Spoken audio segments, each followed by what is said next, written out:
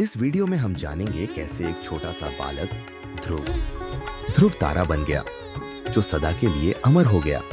इस वीडियो में हम ध्रुव की इच्छा शक्ति और उसकी भक्ति देखेंगे और श्री हरि विष्णु का चमत्कार। ध्रुव महाराज की कथा एक अत्यंत प्रेरणादायक और भक्ति की गहरी महत्ता रखने वाली कथा है जो हमें भगवान के प्रति अडिग श्रद्धा और कठिन तपस्या के माध्यम से सफलता प्राप्त करने का संदेश देती है।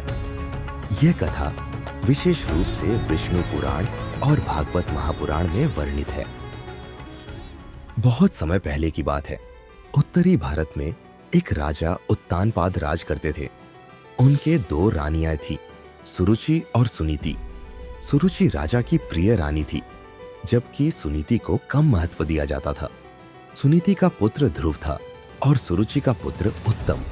एक दिन ध्रुव ने अपने पिता की गोद में बैठने की इच्छा जाहिर की, लेकिन रानी सुरुचि ने ध्रुव को कठोर शब्दों में डांटते हुए कहा, तुम राजा की गोद में बैठने के लायक नहीं हो।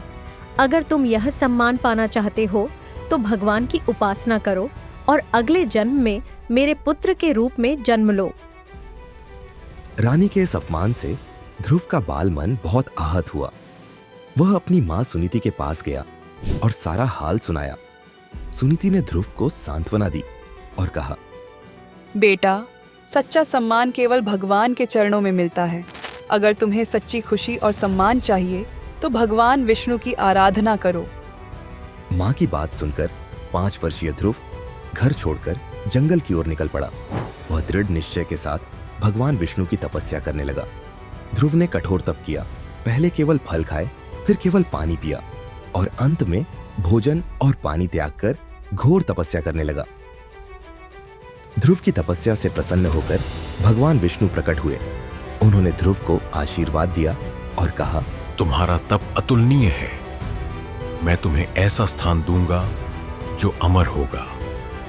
तुम ध्रुव तारा बनोगे और सदैव आकाश में चमकोगे। लोग तुम्हें आदर्श और निष्ठा का प्रतीक मानेंगे। इस प्रकार ध्रुव को अपने तप का फल मिला और वह आकाश में ध्रुव तारा के रूप में स्थापित हो गया। उनकी कहानी हमें सिखाती है कि निष्ठा, दृढ़ संकल्प और भक्ति से हर बाधा को पार किया जा सकता है।